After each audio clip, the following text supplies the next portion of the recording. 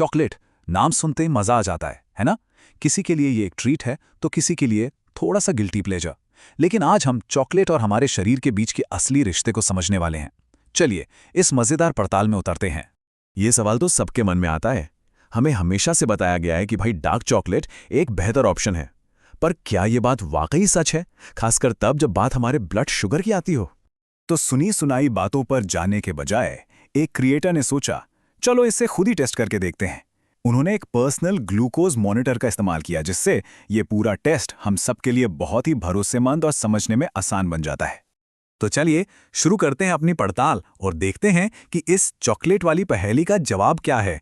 Dark chocolate और milk chocolate के बीच की इस बहस को आज खत्म ही कर देते हैं।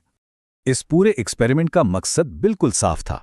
बस ये जानना था कि क्या 70% कोको वाली डार्क चॉकलेट हमारे ब्लड शुगर को मिल्क चॉकलेट के मुकाबले कम बढ़ाती है। सिंपल, आज इसका जवाब मिल जाएगा। अब देखिए, किसी भी एक्सपेरिमेंट को सही मानने के लिए उसका तरीका बिल्कुल सही होना चाहिए। तो देखते हैं कि ये टेस्ट कैसे किया गया ताकि दोनों चॉकलेट्स की तुलना एकदम फेयर हो।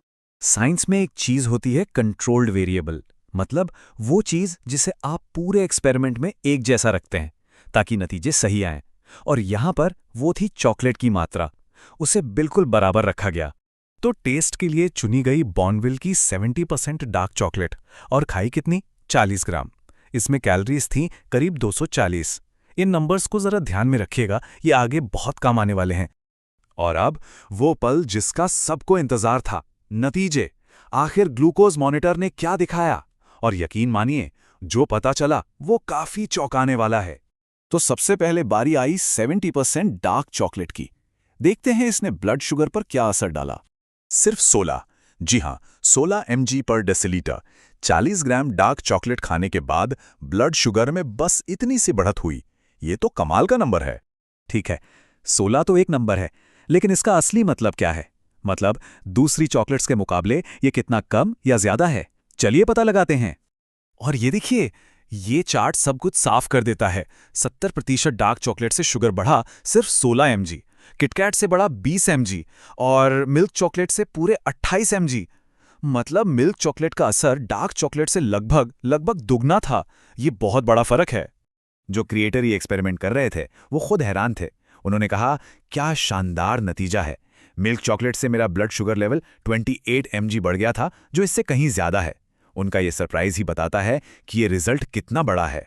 तो हमें ये तो पता चल गया कि क्या हुआ, पर अब सवाल ये है कि क्यों हुआ?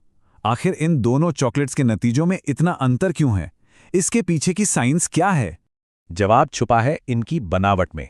सीधी सी बात है, 70% डार्क चॉकलेट में फैट बहुत ज्यादा होता है और चीनी कम। वहीं मिल्क चॉकलेट में इसका उल्टा होता है, फैट कम और चीनी बहुत ज्यादा। और यही फैट सारा खेल बदल देता है। चॉकलेट में जो ज्यादा फैट होता है ना, वो खून में शुगर के घुलने की स्पीड को धीमा कर देता है। तो शुगर एकदम से नहीं बढ़ती, धीरे धीरे बढ़ती है। इसीलिए वो तेज उछाल देखने को नहीं मिलता। तो हमने एक्सपेरिमेंट देखा, नतीजे देखे और उसके पीछे की वजह भी जान ली। अब इन सब का निचोड़ क्या है? मतलब हमें इससे क्या समझना चाहिए? देखिए, इस पूरी कहानी से 4 मोटी मोटी बातें निकल कर आती हैं। पहली, 70% डार्क चॉकलेट का ब्लड शुगर पर असर सच में काफी कम होता है। दूसरी, ये असर किटकैट से भी कम था, जो थोड़ी हैरान करने वाली बात है। तीसरी, सारा खेल ज्यादा फैट और कम चीनी का है।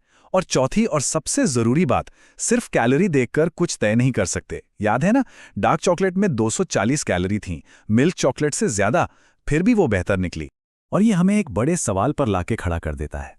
अगर चॉकलेट का लेबल, उसकी कैलोरी हमें पूरी कहानी नहीं बता रही, तो खाने पीने की और कितनी ऐसी चीजें होंगी जिनके बारे में हम जो सोचते हैं वो सच ना हो। सोचने वाली बात है ना?